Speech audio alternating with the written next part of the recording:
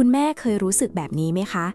เวลาที่เรานั่งเลื่อนดูหน้าจอโทรศัพท์แล้วเห็นเพื่อนรุ่นเดียวกันลงรูปอวดเงินที่ลูกโอนมาให้พาไปกินอาหารดีๆหรือพาไปเที่ยวพักผ่อนลึกๆแล้วแอบคิดน้อยใจขึ้นมาบ้างไหมคะหรือบางครั้งก็เผลอเอามาเปรียบเทียบกับชีวิตของเราและอดที่จะตั้งคำถามไม่ได้ว่าทำไมลูกเราไม่เห็นกตัญญูเหมือนลูกบ้านอื่นเลยจนกลายเป็นความรู้สึกที่เราเผลอคาดหวังโดยไม่รู้ตัวซึ่งภายใต้ความคาดหวังนั้นจริงๆแล้วมันไม่ได้เกิดจากความโลภหรือการเป็นแม่ที่เห็นแก่ตัวหรอกนะคะแต่มันอาจมีสัญชาตญาณบางอย่างซ่อนอยู่วันนี้แม่แก้วอยากชวนคุณแม่มาค่อยๆทำความเข้าใจความรู้สึกนี้ไปด้วยกันค่ะ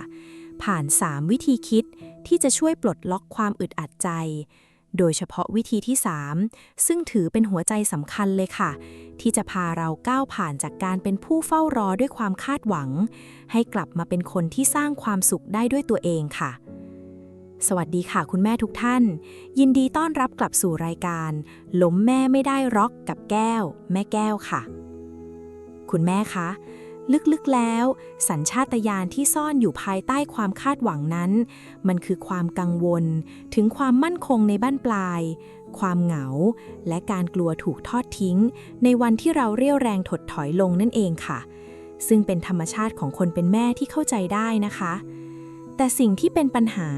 ไม่ใช่ความรู้สึกกลัวเหล่านี้แต่คือการที่เรานำเอาความอุ่นใจของเราไปผูกติดไว้กับลูกเพียงคนเดียวจนทำให้เราต้องทุกข์ใจทุกครั้งที่เขาไม่ได้ทำตามในสิ่งที่เราหวังไว้เพื่อที่จะก้าวออกจากความรู้สึกนี้สิ่งแรกที่แก้วอยากชวนคุณแม่มาทำคือการตั้งสติและดึงตัวเองออกมาจากภาพมายาบนหน้าจอโทรศัพท์ก่อนค่ะคุณแม่คะภาพรอยยิ้มอาหารมื้อหรูหรือของขวัญราคาแพงที่เราเห็นบนหน้าจอโทรศัพท์นั้นมันคือภาพที่ถูกคัดเลือกมาแล้วว่าสวยงามที่สุดเพื่อนำมาแบ่งปันให้คนอื่นดูภาพเหล่านั้นคือช่วงเวลาที่ดีที่สุดหรือเป็นเพียงเสี้ยววินาทีเดียวในชีวิตของเขาค่ะแน่นอนว่าบางครอบครัวเขาอาจจะมีความพร้อมจริงๆซึ่งเราก็ร่วมยินดีกับความสุขของเขาได้แต่การที่เราเอาชีวิตจริงของเราที่มีทั้งสุขและทุกข์ปะปนกันไปเปรียบเทียบกับรูปภาพเพียงใบเดียวของคนอื่นมันมีแต่จะทำให้เราบั่นทอนความสุขในครอบครัวของเราไปอย่างน่าเสียดายที่สุดเลยค่ะเมื่อเราสามารถดึงสติและถอยออกมาจากการเปรียบเทียบเหล่านั้นได้แล้วทีนี้ก็ถึงเวลาที่เราจะมาเริ่มต้นเป็นผู้สร้างความสุขและความอุ่นใจให้ตัวเองอย่างแท้จริงกันค่ะเรามาเริ่มปลดล็อกกันที่วิธีคิดข้อที่1นั่นก็คือการเข้าใจโลกใบใหม่ที่ลูกกำลังแบกรับอยู่ค่ะคุณแม่คะก่อนที่เราจะน้อยใจลูก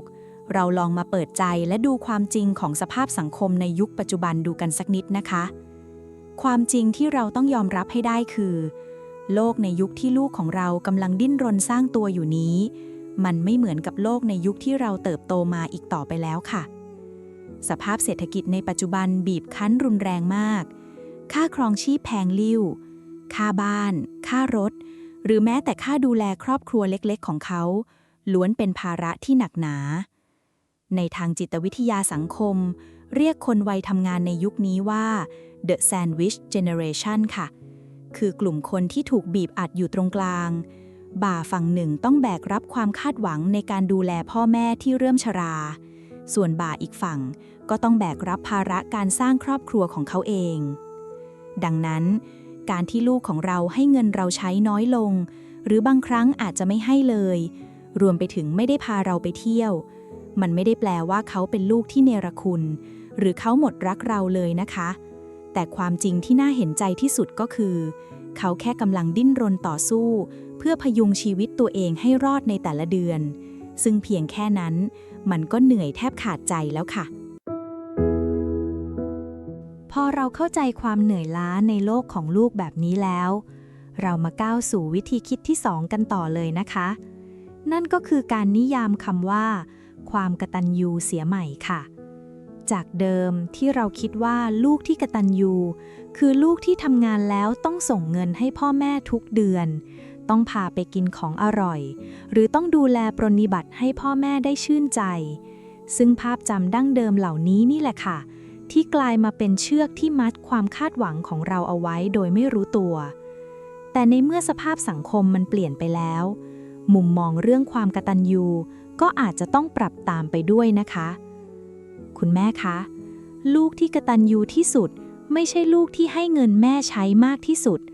แต่คือลูกที่สามารถดูแลชีวิตตัวเองได้รอดโดยไม่ต้องกลับมาเบียดเบียนเงินก้อนสุดท้ายของแม่ต่างหากค่ะแค่เขาสามารถรับผิดชอบชีวิตตัวเองได้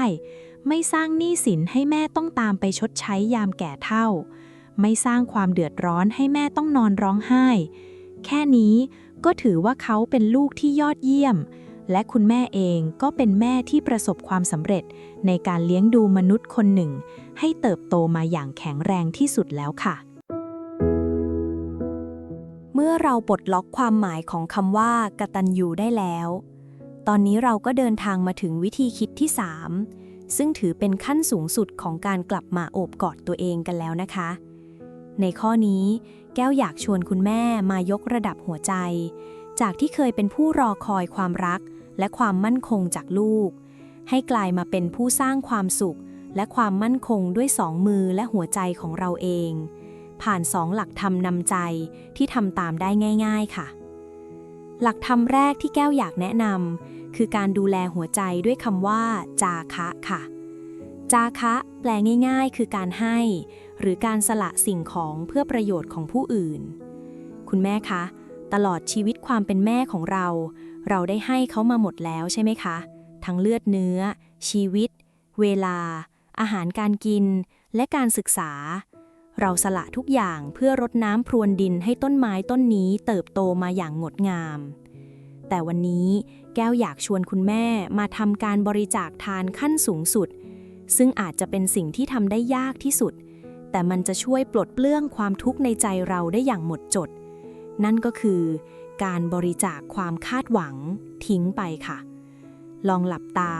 แล้วบอกกับตัวเองเบาๆว่าความรักและหน้าที่ของแม่สมบูรณ์แบบแล้วตั้งแต่วันที่เขาสามารถยืนหยัดและดูแลตัวเองได้ต่อจากนี้ไปแม่จะขอสละความหวังที่จะให้ลูกมาเลี้ยงดูตอบแทนแม่จะขอปล่อยปีกนกตัวนี้ให้บินไปในท้องฟ้ากว้างอย่างอิสระโดยไม่มีเส้นด้ายแห่งความคาดหวังที่คอยดึงรั้งให้เขาต้องบินกลับมาด้วยความกดดันการให้ที่ปราศจากเงื่อนไขนี่แหละค่ะคือความรักที่บริสุทธิ์และยิ่งใหญ่ที่สุดและหลักธรรมที่ 2คือการเติมเต็มหัวใจด้วยความร่มเย็นจากคำว่าสันโดษค่ะหลายคนมักเข้าใจผิดคิดว่าการใช้ชีวิตแบบสันโดษคือการต้องปลีกตัวไปอยู่คนเดียวตัดขาดจากลูกหลานหรือต้องทนอยู่อย่างโดดเดี่ยวแต่ในทางธรรมแล้วสันโดษไม่ได้แปลว่าต้องอยู่คนเดียวนะคะแต่มันคือเคล็ดลับความสุขที่ทรงพลังที่สุดค่ะมันคือคำว่าความยินดีและพอใจในสิ่งที่เรามีรวยความสุขในแบบของเราและมีการวางแผนดูแลชีวิตตัวเองตามกำลังอัตภาพค่ะเมื่อเรามีสันโดษเราจะไม่นำมาตรฐานความสุขของเราไปผูกติดกับจำนวนเงินที่ลูกให้หรือไปผูกติดกับภาพความสุขของครอบครัวคนอื่นเราจะยังคงพูดคุยและรักลูกเหมือนเดิม